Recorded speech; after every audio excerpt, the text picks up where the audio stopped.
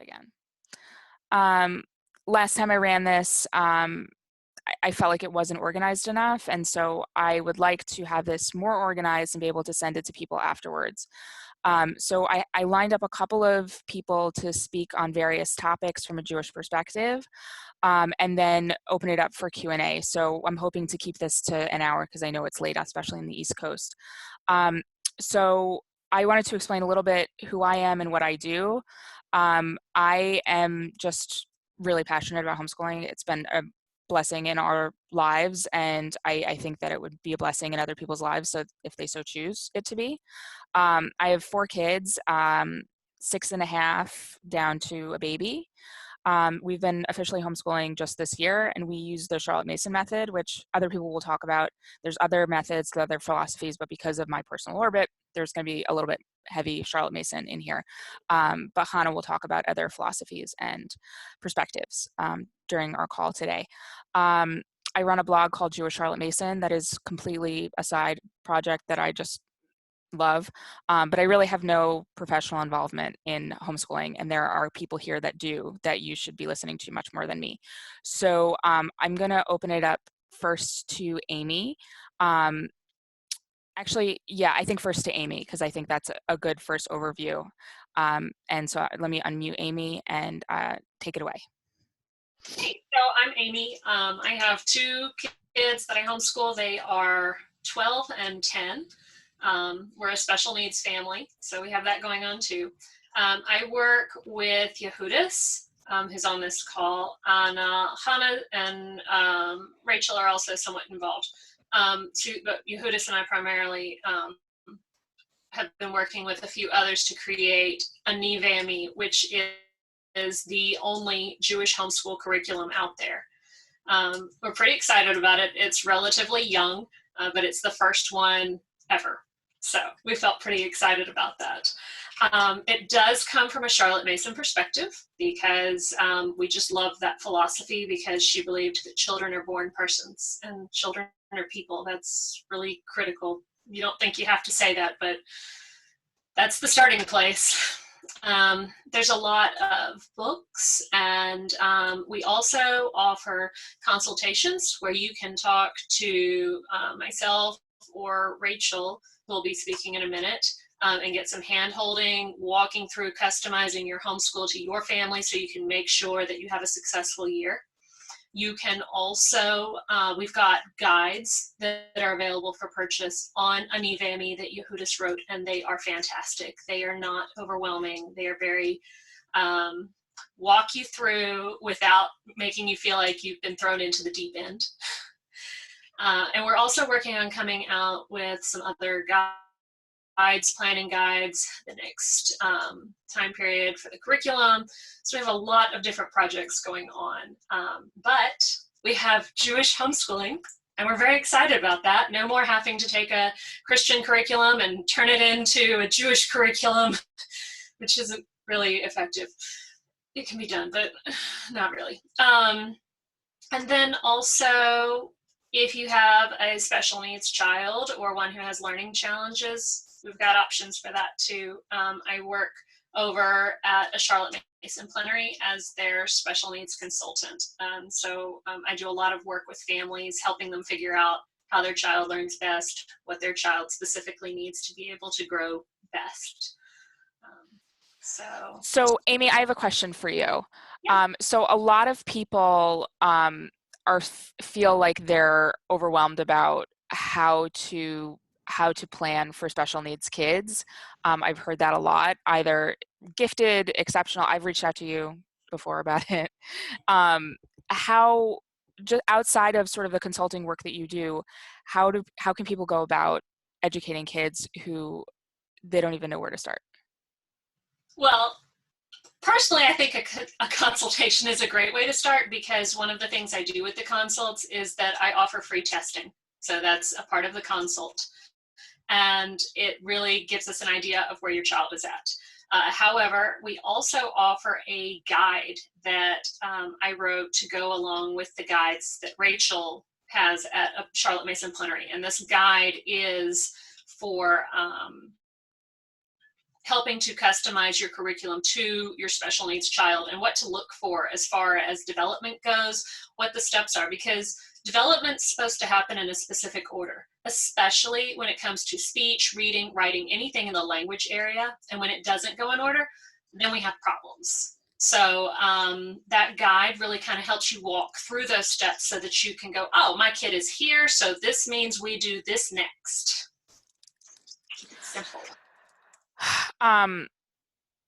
Fantastic. Okay, so if you could drop in the chat just your information, I'm gonna hand it over to Rachel. And Rachel, if you want to just give sort of a 411 about what you do, and then just so you know, Hannah, I'm going to jump to you next, and Hannah will talk a little bit more broadly about sort of homeschool philosophies in general, not just Charlotte Mason. So hold tight if Charlotte Mason isn't your jam. Okay, can you hear me? Yeah. Okay, great. I'm Rachel. I am with Charlotte Mason Plenary, like Amy said. And the Charlotte Mason philosophy is something that a lot of us have gravitated to in the homeschool world because it does honor personhood, and it does incorporate a religious aspect as well. And so we've taken our Jewish background and inserted that into the Charlotte Mason philosophy and method. And so part of the things that I do. Rachel, can you speak up a little bit? We're having a little bit of a hard time hearing you. Okay, sure. Maybe move your mic closer to your. Let me see if I can. Different mic. Yes. Can you hear me better? Yes. Okay. Okay, so I'm Rachel, Charlotte Mason Plenary, and like Bethany said, a lot of us have gravitated toward Charlotte Mason method because of the personhood and because it does incorporate religious aspects. And so we've taken our Jewish backgrounds and adapted Charlotte Mason so that it fits our perspectives and our worldview. And anyway, so part of the thing that I do over at Charlotte Mason Plenary is help families learn how to implement the Charlotte Mason method for homeschooling. And like Amy said, we do have guides that will handhold you through the process and walk you through learning how to implement, how to learn the philosophy, all of that good stuff. And Amy is also a consultant over at the plenary with me, and she does a lot of great work. And so we have her special needs guide over there as well. And, you know, we have all sorts of homeschool helps over there. We have a YouTube channel and blog posts and lots of free resources. So I would just encourage you to check that out, and also check out the AVA website as well. Any other questions, Bethany? I don't think so. So I didn't, it might feel a little bit infomercially, guys, and I apologize. This is just, these two women are the only people that are Jewish that professionally do homeschool of any kind. So I wanted to sort of give them the opportunity to explain what they're doing, because it's the only people that are professionally in this space that are Jewish. Every single other anything, not just Charlotte Mason, but anything, everything is Christian. So I'm gonna hand it over to Hannah, and she's just going to explain a little bit.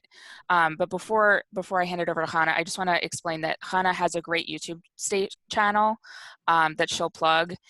She's recorded 2 videos that are very similar to the spiel that she's about to give. There's a lot of different philosophies in the homeschool world. We've talked about Charlotte Mason, but there's a lot of different ways to homeschool. It's like a fingerprint or a snowflake. Every house looks different. And so Hannah's going to sort of speak a little bit to the philosophies that people have. I find it's really helpful to have a philosophy and an idea of what you want your homeschool to look like before you set out, because there's just so much out there if you're kind of going in from scratch. And so if you have an idea of like what you want your house to look like, I find that to be a really important starting place. So Hannah, I will hand it over to you, but first plug your YouTube channel and then add it into the chat. Okay, hi everybody. Okay, I have a lot of notes. So I hope that's okay. I'm going to talk for a little bit. So first I wanted to talk about why it's good to learn about different methods, philosophies for homeschooling. And especially if you're just starting out, but it's also good for people who have been homeschooling for years. But especially if you're just starting out, it helps give you some kind of starting point, like where to begin. So if you're thinking like how do I start? Okay, how do I set up my house for learning? Okay, so maybe there's an approach for that, how to set up your house that can give you some ideas. Or if you're telling yourself like, oh my gosh, all day, what did we do today? We just like looked at flowers and grass for hours and hours. So what did we really accomplish? We didn't learn anything. But there's a philosophy for that, so you're good, and it kind of gives you guidance on where to go next. I picked 3 different methods, but I have on my YouTube channel between 2 videos 10 different philosophies. And also I don't want to I'm not advocating for one philosophy. I think all of them have their merits. None is better than the other.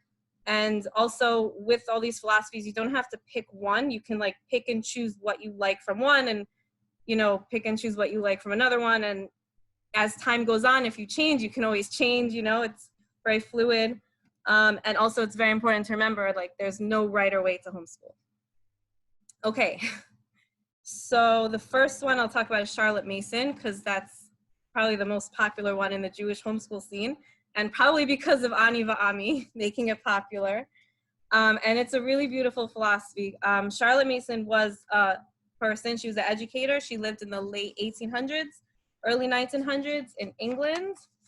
Okay, she created an educational philosophy, just like Amy said, based off the idea that children are a whole person. And a big quote in the Charlotte Mason philosophy is education is an atmosphere, a discipline, and a life. So meaning you're educating an entire person, not just giving someone facts or information. The atmosphere is important because children easily pick up subtle messages from the atmosphere they live in. Discipline, meaning children should you're educating children in good habits, mitos, character traits. Like cleaning up after supper is part of your home education. Saying please, thank you, mitos. And then going with that quote, education is an atmosphere, discipline, a life. Well, the life, I guess, would mean academics, but it's not just dry facts. So Charlotte Mason is not into textbooks, but they call it living books, which is why in the Ani Va'ami curriculum, if you've seen it, it gives you a list of books to read, which are actual books. And it's not like Ani Va'ami's like their own curriculum with a textbook. It gives you books to read and to learn, because children do learn best by reading real books. Okay, Charlotte Mason also is into nature, literature, arts, music, and meaningful education. Like, I know, like teaching handwriting, for example, that you don't want them to write just random words and sentences. You would give them something meaningful to write to teach handwriting, so it's meaningful. So that's Charlotte Mason in a nutshell. Okay, so we'll go to the second one. Okay, Reggio Emilia. I picked Reggio Emilia. I think it's a great approach, and it's probably not so well known. It was originally created for schools, for early childhood education, but it definitely has what to offer in your home. Okay. So one of the guiding principles of Reggio Emilia is children are competent, capable, their ideas and questions are highly valued. And Reggio Emilia education is about building a relationship with your child. So like painting, drawing, building with blocks, everything that the child does creatively, it's seen as a way for the child to express themselves. So their art would then be hung up on the wall because a child's expression is highly valued. There's a big emphasis on nature, so using as many natural materials as possible for playing, like wooden blocks, clay, watercolors, etc. And also in Reggio Emilia, the learning environment acts as a teacher. So it's like the learning environment, if you have a homeschool room or your house, that's also a teacher. So according to Reggio Emilia, the homeschool room would be like calm colors, earth tones, like cool, warm colors, not stimulating. And that's what I have there for Reggio Emilia, but there's a lot to it, but that's brief also in a nutshell. Okay, so one more I'll talk to you about. Is everyone cool? Okay, okay. One more I'll talk to you about is a unit study, which are really fun. Okay, so I'll share with you my first year homeschooling. I'm in my third year right now, or just ending our third year. So when I was in my first year, I was totally lost. I didn't know about all these Facebook groups and all these resources out there because I'm not like such a social media person, and I really didn't know what to do. My kids seem to really like sharks. So I'm like, okay. So we went on YouTube and we saw this channel about, his name is Jonathan Bird. He's really awesome. And he dives with sharks, and he teaches you all about sharks in a really fun way. And my kids were fascinated. And also I was. So I was like, okay, so we bought ourselves a shark encyclopedia for the house. And they were still fascinated, like they weren't done with sharks. So I'm like, okay, let's get more books at the library. And then because we learned about great whites, then we learned about the Galapagos Islands. Okay, geography, let's find it on a map. And then we went to aquariums and we learned all about the different oceans and marine lives. And you can really go with a unit study. That's basically what a unit study is you just see what your kids are interested in, and then you just like go full speed, go full force with it. And your lessons all center around that theme or that topic. And even with that, you can do math, you can do spelling, like we could write shark. I mean, I didn't do that, it was my first year, but you could like teach them to write shark and all the different words. And there's no limit to where you can go with the unit study. Let's see. So how long would they last? They would last, I don't know, a few weeks, a month, a few months, however long you want to go. And also I wanted to say here is that in the process of learning about one topic, you will learn a whole ton of other information just from the one topic of sharks. And let's see. And many times a unit study will just come naturally. Like, I didn't know there was such a thing as a unit study. And I totally did a unit study with my kids, but I had no clue that there was such a thing without realizing it. And sometimes that's a really good way to do it. So that's what I have about the three different philosophies. So I want to put you on the spot a little bit. Sure. Okay. There's one sort of mindset that I think that some folks here might benefit from. What are your thoughts on unschooling? Like, what is unschooling? Can you explain what unschooling is? Okay, so unschooling is like I guess the guiding principle of it, like the focus of it is that children are naturally curious, they naturally want to learn, and you would then kind of like the parents would then tune into what they see their kids are interested in and then just kind of take it from there. But yeah, you would take it from there, and you wouldn't really have a workbook unless you see that they're interested in it, they like it. It's very child-centered. It's like the child is directing the learning. But I personally find it really great for like Tishrei time, Pesach time, when it's like really yes when you're like everything is falling apart. That's what we did.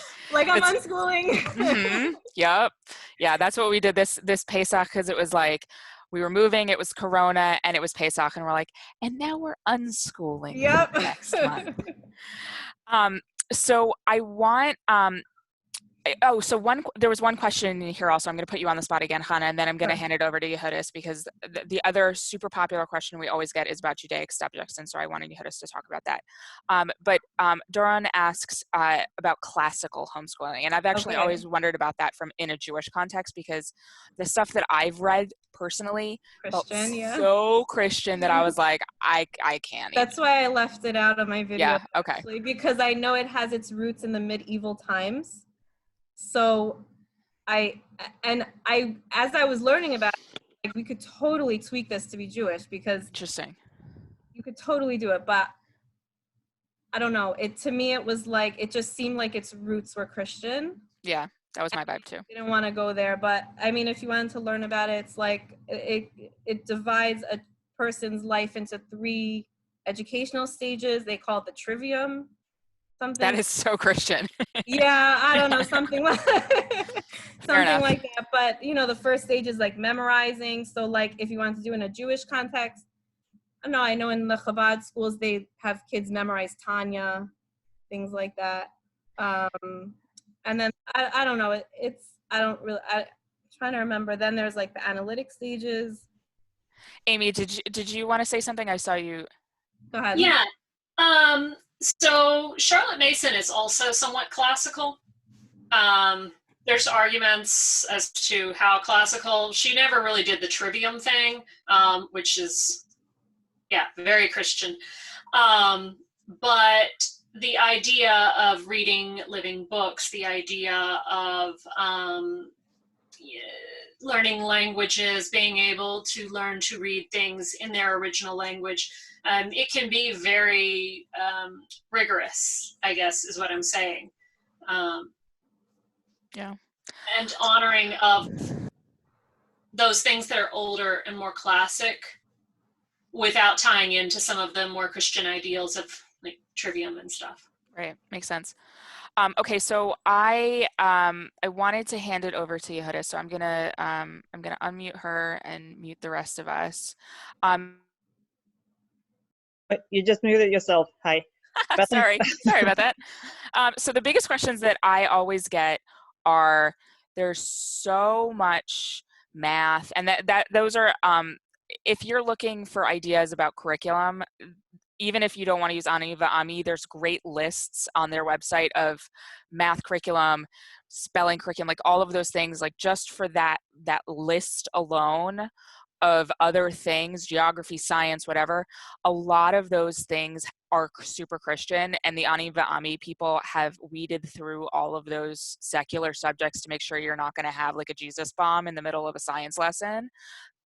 So if nothing else, like you're like, what do I do for math? That Ani Va'ami website is super helpful for that separately, and is a clearinghouse.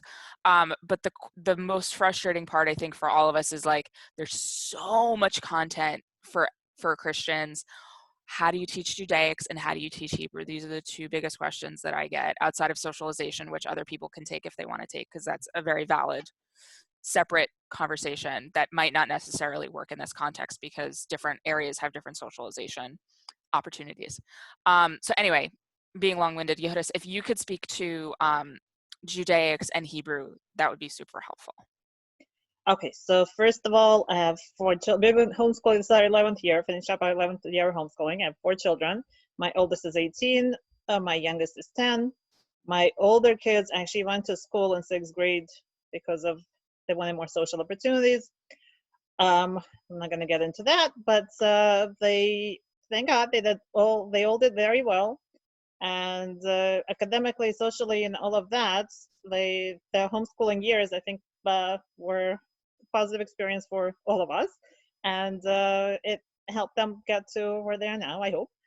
So I want to get back to the classical homeschooling in a minute. I actually wanted to talk about the stages, because that is actually from a Mishnah, and a lot of things that we think are Christian are not originally, but I'm going to get to that in a minute. Let me first start with, what is it? I actually have notes here also, which I could share if you guys like. Should I share my screen? Whoops. You know what? Let me try sharing my screen. Please, yeah. Okay. Oops. What did I just do? Okay. Share screen. Oh, post disable participant screen sharing. You want to enable it, Bethany? I don't know how. Okay, whatever. I'll just look at my notes and I'll tell you what's All in right. there. While you're talking, I'm going to try. So don't Sure, go ahead. bring up anything crazy on your screen. Okay. So sounds good. Okay, so the first major point I want to make is that Judaism is not a subject, it's a way of life. And everything we do as homeschoolers, as homeschool parents, as Jewish parents, whether or not we homeschool, Judaism is part of that. It's just an integral part of life. And that's how we raise our children, that's how we teach our children. And if that's something that's dear and important to us, that's how they're going to pick it up. And the thing about homeschooling is that it actually gives us this opportunity to teach our children not just the textbook version of Judaism that they might get somewhere in some class, but the live, the vibrant one, the Judaism that we actually live, the Judaism that they see every single day. I'll give you an You example. just go Yeah? ahead. I just enabled it. Oh, okay. Let me do that. Okay, you can see my notes. So yeah, so we're not looking for a dry textbook. We're looking for a lifestyle. So right. So I was going to give an example. So for example, prayers, right? So children could learn from a textbook, could read the prayer, could memorize the prayer, could mumble the prayer. It's very different than actually watching the parents or older kids or whoever it is in the family praying and meaning what they're saying. And it's a very different way of teaching. It's teaching by example, it's teaching from life, and the kids internalize it a lot more than they internalize something from a textbook. So that's just an example. Another thing about homeschooling in general, not only Jewish homeschooling, is it's all about relationships. Homeschooling is about the relationships between the parents and the children, between the children among themselves, between siblings. And one of the relationships we want our children to develop is a relationship with God, and relationship with Judaism, a relationship with kind of our own religiosity and our own spirituality. And that's something that also comes very much from the family as opposed to school, curriculum, books, whatever it is.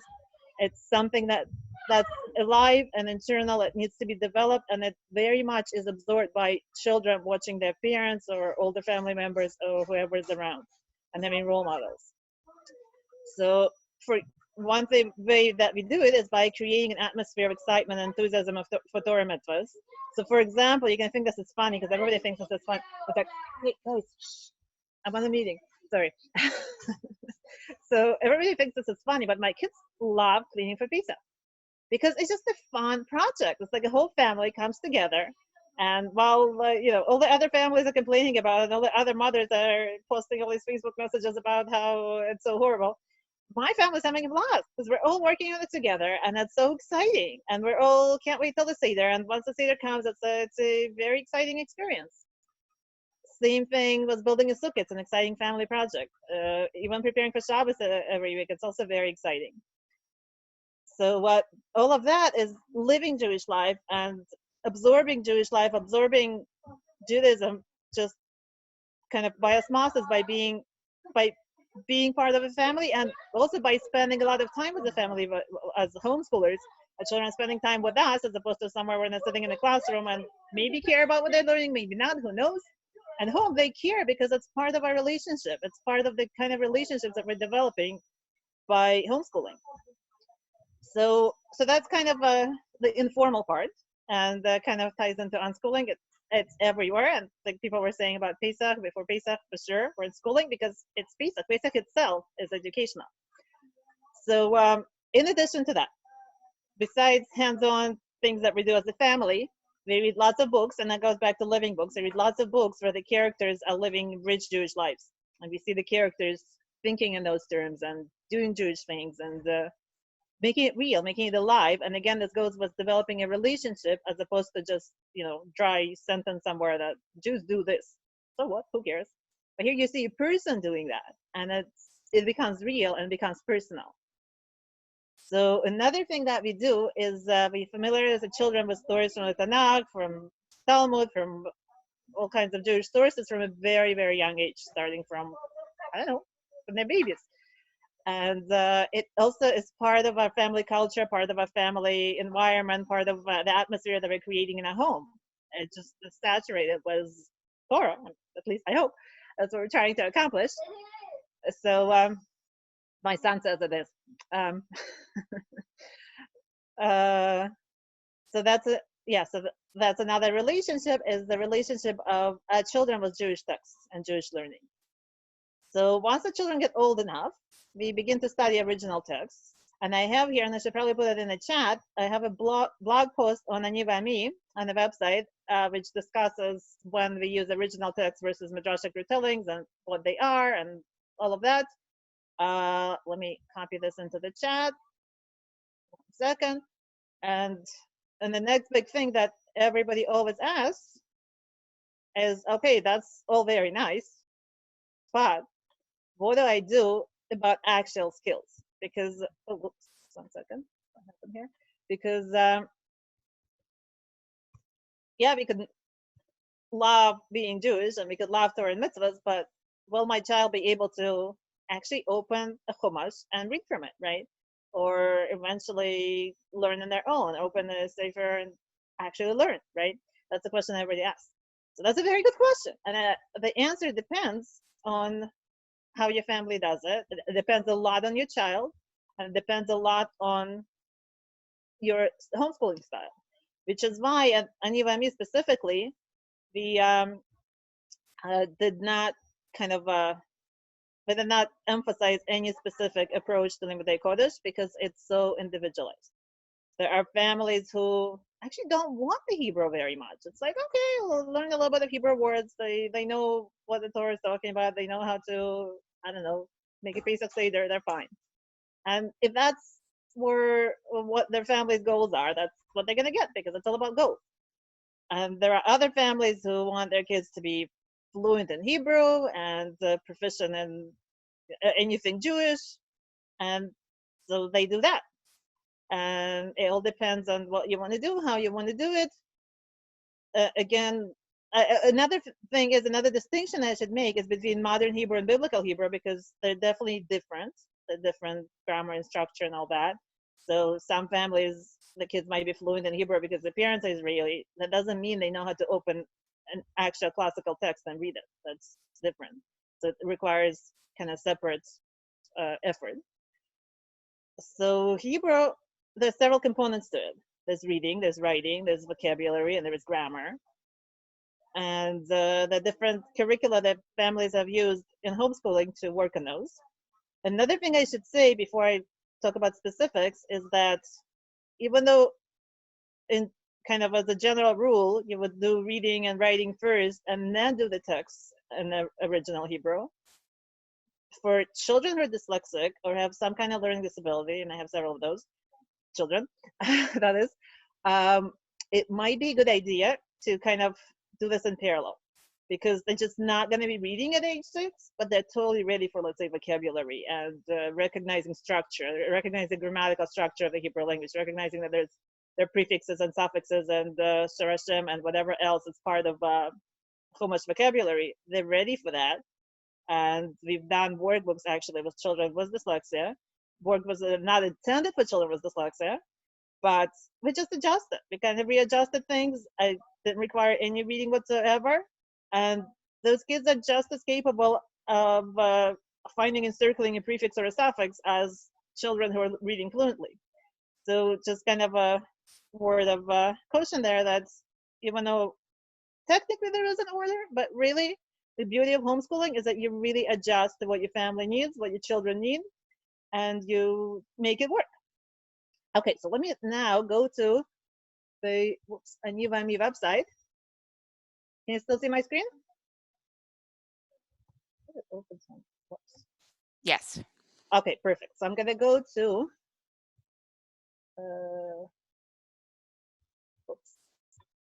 Judaic resources, Judaic studies. And here I'm going to talk about the 3 stages, as somebody mentioned. So there are 3 stages in classical homeschooling. So guess what? It comes from Pirkei Avos 5:21. Yehuda ben Tema used to say, at 5 years of age, scripture, 10 Mishnah, 13 mitzvahs, and 15 Talmud.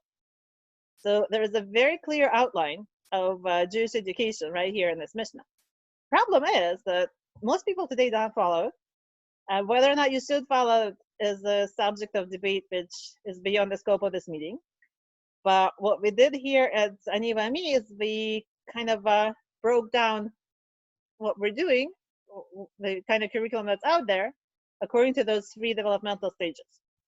So, and they correspond to the 3 stages in classical homeschooling. For those that, oh, by the way, another thing I should say about classical homeschooling is that I once heard a lecture talk. Somebody was talking about classical homeschooling from Jewish perspective. I can't remember who it was, and it was a number of years ago at the Jewish Homeschool Conference. But I could probably find out. So if somebody is really curious, I could probably ask around and see if I could find that person. So there is such a thing. There are people who do it. That's not something we do. We're more of Charlotte Mason type family, as I guess most people have spoken so far.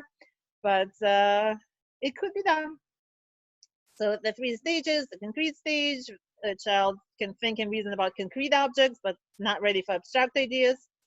So here we begin with Tanakh, abstract stage, child continues Tanakh, but also begins to conceptualize and reason about abstract ideas and is ready for a deeper level of study.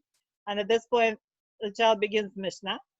And the analytical stage, at this stage, the child continues Tanakh, continues Mishnah, but is also ready for Gemara, for very abstract and complex arguments and debates and all that stuff that's found in Gemara. That's the stage where children begin. So here's what we have. So as I mentioned, there are different families are going to want different levels of Hebrew. So we have so with Tanakh, we have no Hebrew required. We also select here beginning Hebrew curriculum. So if you're just starting out, we go here, and this should show you Hebrew resources. And here we have a whole list of resources, both for biblical and modern Hebrews. Again, depends on what you're looking for. And here we have workbooks with minimal Hebrew. I don't know if I should go, Bethany, should I go into detail or should I just kind of tell people to come to the website and see? I can't hear you, you're muted. You're muted. I think just the website, we could drop it in the you could drop it in the so, chat. Yeah, so let me drop in just for specifically time's the sake. Judaic resources. You could just scroll through it. In terms of Hebrew language, if people don't have family members to speak Hebrew, some people end up hiring tutors. Other things we've done, I should probably mention that also, depending on where you live, if you have enough of a homeschool group in the community that you could put a group together and have a teacher come and teach them in person, that's amazing. We had several really amazing tutors, teachers. We did the small group. They would do stuff like very hands-on, like they would throw ball and learn Hebrew. The whole time they would speak in Hebrew, they would like make Play-Doh and they made a map of Israel. It was really nice. The problem with that is that you need more people because otherwise it becomes very expensive. There are also online options, tons of online options, which I won't go into because I don't know much about them, but they do exist for people who live far out away from a Jewish community. And this you could look through, and I guess if you have any specific questions, you could always contact us at Anivami. You could email, you know what, I'll put my email address in the chat also. Great. So if you want to contact me directly, please feel free. Oops. That's it. If anybody has any questions. Awesome. I want to open up for Q&A in just 1 minute. But first, I didn't realize that that Doron was here because she teaches Hebrew on Outschool, which is another great resource, outschool.com. There's a lot of different classes there. But Doron, would you mind just super briefly saying what you do on Outschool, just so people can get a sense of if they don't feel equipped to teach Hebrew? Yeah, no, sure, I'm happy to do that.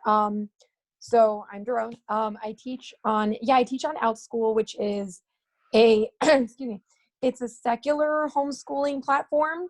So all classes that are taught on there are supposed to be taught from a secular perspective. They can be like a world religion class or, the Bible is literature, but So on there, I teach Hebrew reading, which is really Hebrew decoding. So it's the alphabet, vowels, and like putting them together to be able to like decode words. So it's not reading technically because if you don't know what the words mean, but it's the first step to reading, or it's, for some people that's enough to be able to, follow along in a siddur. That's, kind of the goals for some people. So some people just do that.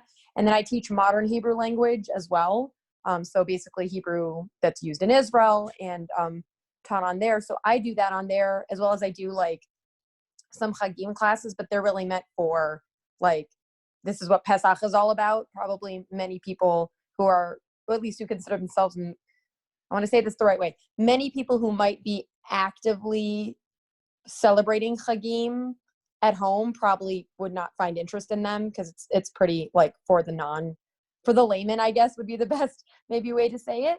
But I personally also teach private students who want to do, biblical Hebrew or, tefillah Hebrew, like prayer Hebrew, or from the Torah, but I have to do that off site.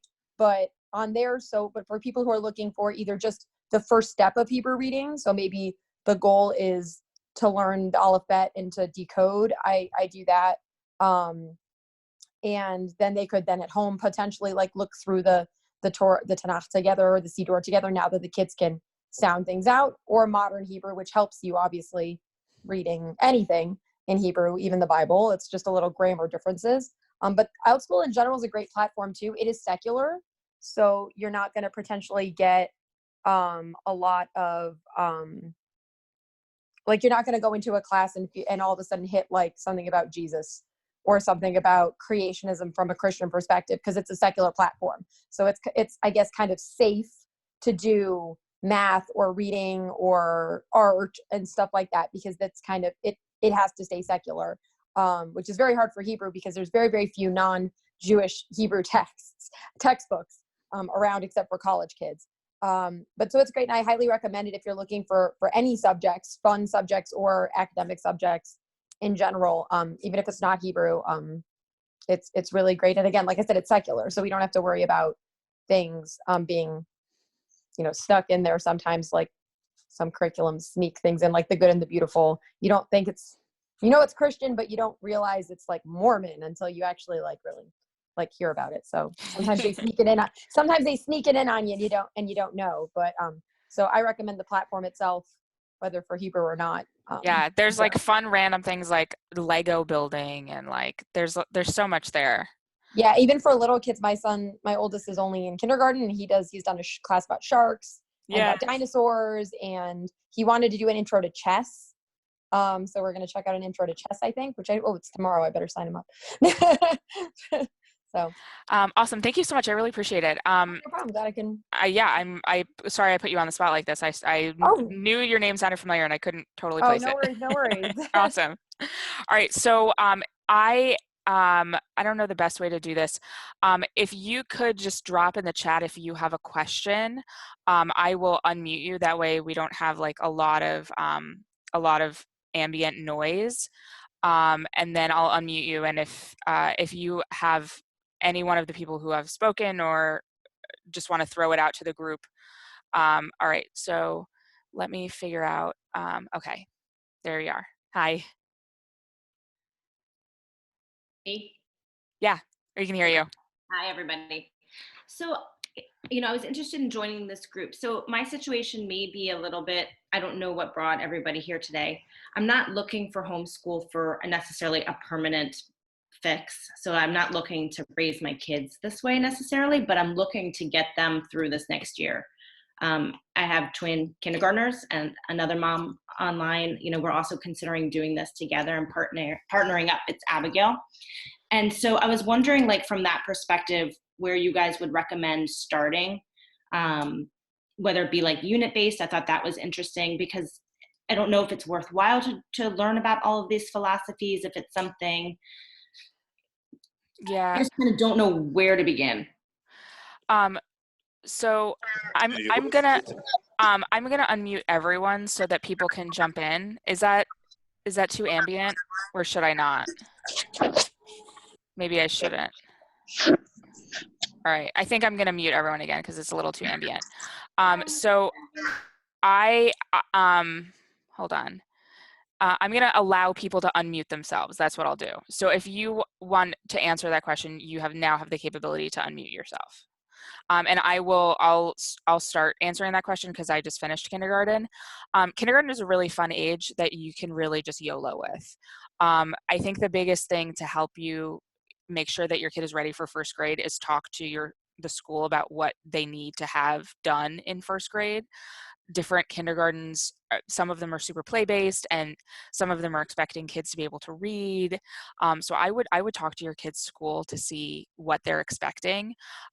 We really loved, I mentioned it in the chat and I linked it in the chat, Exploring Nature with Children. It's really fun because it hits a lot of different things. It hits nature, it gets you outside. There's geography in there, there's science in there, there's activities in there, and her website is fantastic.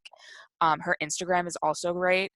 And there's a lot of, she has like a poem that you can read and a poem a week. So it is Christian, and so you'll run into it mostly at Christmas time. Other than that, I think that there's no other real big landmines. But I really enjoy that curriculum, and we're using it next year as part of a gentle feast. Rachel has a kindergarten guide on this Charlotte Mason Plenary also.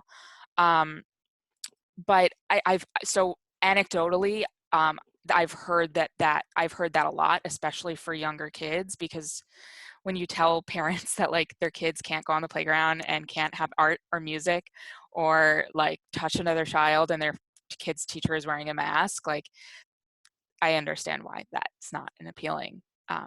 Right. I mean, I'm even considering just foregoing, like having them actually they're kind of right on the cusp. They could go either way. Okay. So I'm actually more considering like another year of pre-K, and I feel like there's nothing to lose by that. No. And just go this year with like fun, but in a fun way, as opposed to do something that's stressful and online. Yeah, I mean, I would absolutely check out Exploring Nature with Children. There's a lot. She has like a book list every week. Every week has a focus, and there's a lot there. Of the sort of kindergarten things, I that's my favorite. I don't know, maybe other people can jump in, and also the Outschool classes are great. Amy's gonna jump in too. Okay. The most important thing at that age really is to make sure that you help them develop the love of learning. Yes. Because this is the beginning. So if they hate what you're doing, then it's going to set up a bad precedence. So one of the things I'm always telling special needs family, I'm a school psychologist, that's how I ended up doing a lot of special needs consults, is that the best indicator of what you need to be doing is how happy your kids are. If they're not happy, we need to adjust. Because generally speaking, kids like to learn, as long as they haven't had a bad experience or are being given something that isn't a good fit for them. Their behavior is their way of communicating with you. And as far as what you do, holding them back a year is not going to hurt them. Generally speaking, most of the kids I work with, that's what I recommend, because if you've had a pandemic going on and life hasn't been normal, well, that gives you an extra year of development. It gives you an extra year to develop those skills. So when you go to college, maybe you're not a hot mess, which would be fantastic. I was gonna say, if it's okay, Yeah. Stephanie, I was just gonna say my son we're doing what I call light kindergarten, or like a young 5. We did that too, yeah. Because he turns 6 in December, which in Michigan where I live is past both the regular cutoff and the adjusted cutoff. So we kind of did that. And I think the biggest thing with kindergarten or young kindergarten pre-K is to not feel like you have to do so much. Like when we think about kindergarten in school, like I toured the local day school, I toured the local public school to do my due diligence. And both me and my mom were like, this is a long day. There's not a lot of time for play, whether it's outdoor play or free play. Like it's very structured. I think the biggest thing with kindergarten is you don't need to replicate it in school. I think we do maybe assuming my son is being a little like, and I know Amy said a little bit like, don't force it. Assuming my son's being a little antagonistic about doing any schoolwork, we maybe work a couple of hours, and that's including me reading aloud to them at least 20 minutes. So, and that's probably a very high estimate. So if he's being cooperative and on board, maybe we work for an hour max. And so I think like not feeling like you have to do too much, feeling like that a couple hours is enough when it's one-on-one with your kid or two-on-one or whatever it is. I think that's important. And I think also, what was I thinking about? So not like feeling like you have to do this huge amount or replicate what's in the school system, I think is really, really essential. And the following the interest thing, and I totally spaced on the other thought that was in my head about kindergarten, which, yeah, but it was mostly like you don't feel like you have to, and that you could do things in a different order. Like some kids really thrive on schedule, but sometimes my kid is happy to play. Like sometimes he gets up and he's like, Mom, let's do schoolwork. And it's like 7:30 in the morning. And I'm like, can I like have something to eat first and like, wake up? And then other days it's like dragging his feet. And I'm like, you know what, how about we go play for an hour? Let's go outside first and play for half an hour. And then we'll come back in and do work. To say, oh, you know what, your brother's being uncooperative, he's 2, let's finish this during nap time.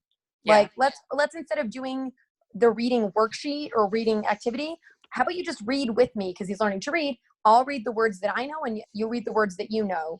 To being able to change it up in kindergarten is so important, to not feel like we must do 4 of these worksheets at 9 a.m. to be successful. Like, so that's really important too. To be flexible about that and be like, and to some days we have Sundays, which confuses my kids so much when I'm like, it's a Sunday. We're not going to do school today. Meaning he's like, it's not Sunday. I'm like, but it's beautiful outside. Skipping school today. We'll see you. We'll do it tomorrow. And we just go outside and play and enjoy the weather. So I think those kinds of things are so important when it's kindergarten or pre-K, like to just be, to be fun and to be okay to take a day off. It won't hurt them. Or to take a week off or a month off. It won't, they'll catch up. That's what I'm telling all my school friends now. Your kid can skip a few weeks. It'll be okay. So one question that we got in the chat and I've also gotten via email, socialization. This is the number one question that everyone has about homeschooling. It is super region specific. I just wanted to put in a little plug for something that I'm trying to do locally, and I encourage other people to try to do locally. I'm trying to build community locally, and so if you live in the Kent Mill, Silver Spring area in Maryland, email me separately, because I'm trying to do something like this, but specific for our area. Oh, really? Shut up. Seriously? Yeah, we're both in Rockville. Shut up. Okay, well, email me. So do you know Carmia Weintraub? Oh, she's about to be your new best friend. She's the best person in the world. So she lives in Rockville. Oh, hey, Jacob. Oh, God. Okay, there's a lot of local people here. So if you guys could email me, I'm going to drop my email in the chat. I'm trying to create a separate playgroup. There's a lot of people here. Oh, great. There's a lot of people here locally that are considering homeschooling, and everyone is asking me the same questions. And so I'd like to have, sorry, there's no other Australians. I'd like to do this, but locally. So socialization for us during normal times is we do a lot of classes, and I've actually realized that we do too much, and this was our wake-up call that we do too much, because it was really stressful getting the school day done. And when I realized that like we were losing hours and hours a day running out of the door every day to go to this class or that class or this class or that class, that was why. So during normal times, we were doing a ceramics class at a community center. We were doing an art class in the garage of a local parent who's an art teacher, Talia Weinberg, for people who are local. So there might be other homeschoolers, but they're probably not Christian. Yeah, my answer to your question. Or they might not be Jewish, I'm sorry, they will be Christian. Sorry, so just that was what I meant. Just I Yeah. It's So late. My brain was not. no, it's totally functioning. fine. So it can be hard. We met up with another homeschool family locally who were like super big in the Charlotte Mason world, and then their daughter told mine that she was going to HE double hockey sticks. She will burn in fire of HE double hockey sticks. That is, yeah. So that's the exception, but that is a thing that can happen, and it stinks. So we do ceramics classes, we do art classes, we do gymnastics classes, we do a lot of classes. Who knows what will survive? I don't know. Yeah, I mean, that's happened to us. Just to share, I Yeah. had a kid tell my daughter that he can't play with her because she doesn't believe in Jesus. Yep, that's a thing. So, And that's part of, by the way, if I'm being honest, why I'm trying to form a little community here locally, right. because we need more local Jewish friends so that I don't have to have a strict screening process. It sucks. We have a great secular group in our area. So I tend to go with the secular groups or the unschoolers. A lot of times they have fantastic field trips and they tend to be very accepting, which is fantastic because we have lots of special needs in our house. So we don't always behave the way everybody else expects us to. So I found those to be great places. The Christian homeschool groups we tend to avoid. Those don't usually end up being very positive. But as far as socialization goes, I get this question a lot because I have 2 kids that are autistic. I'm autistic myself. And that seems to be the number one thing that I get from special needs families, especially. How am I going to socialize my kid? So here's the thing. When else in your life, after you get out of high school, are you ever going to be in a classroom with all people your exact same age?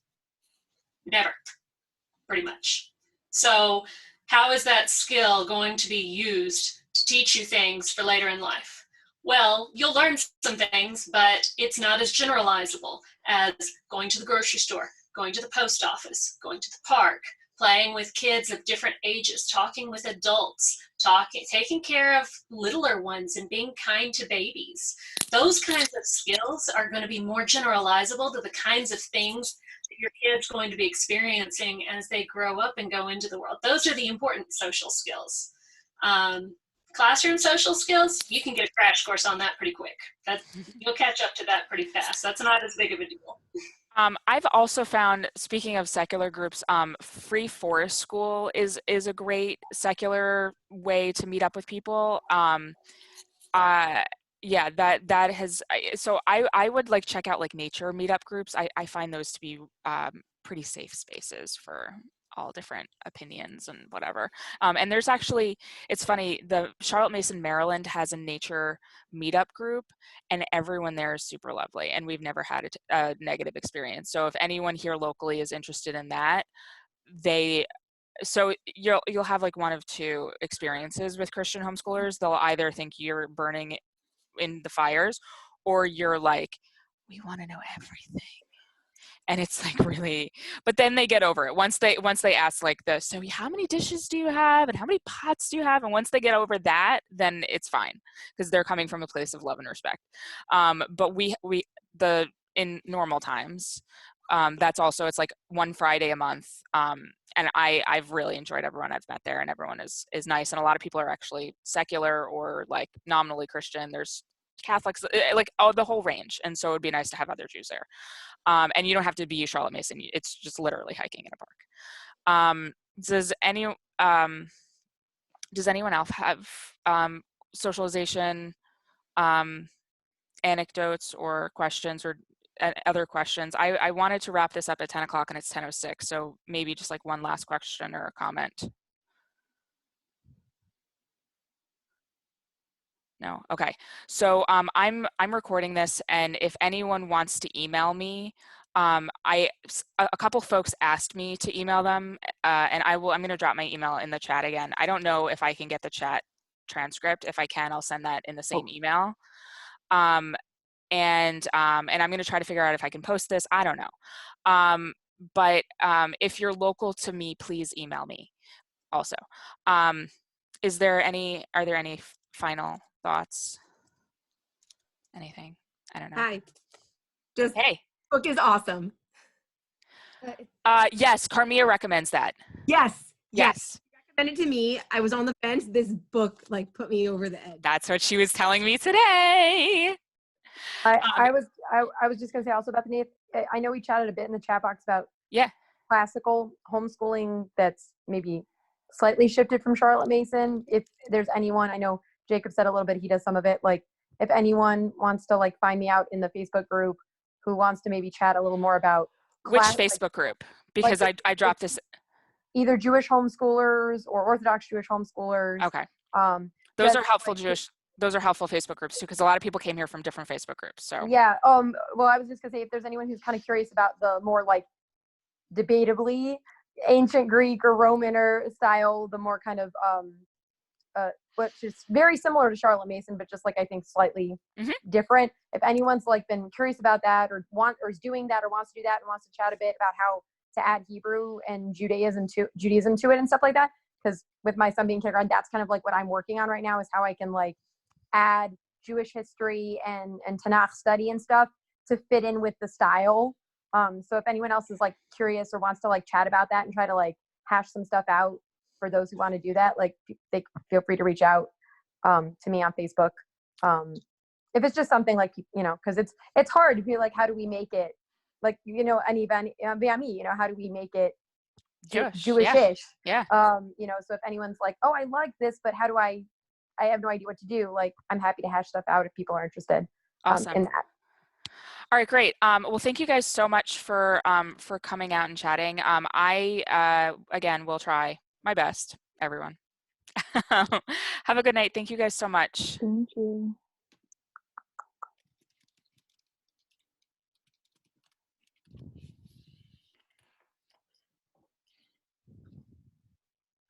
And Dory, can you email me, especially? Yeah, I'm gonna email you right now. Okay, good, because I have a kid who's a year. She's going into first grade, and then I have a son who is going into kindergarten. Awesome. And then I have other kids too. That would be amazing. And Abby, her son, he's like only a month younger, but he's, you know, he was supposed to be entering pre-K this year. So oh, great. Why it'd all be basically the perfect. Great. All of my kids are super close in age. So I have 4, but like from 6 to 0. I'm so excited because I think I could pull this off if I had like the community to do it. Yeah, you're good. Thank you're you. good. We got it.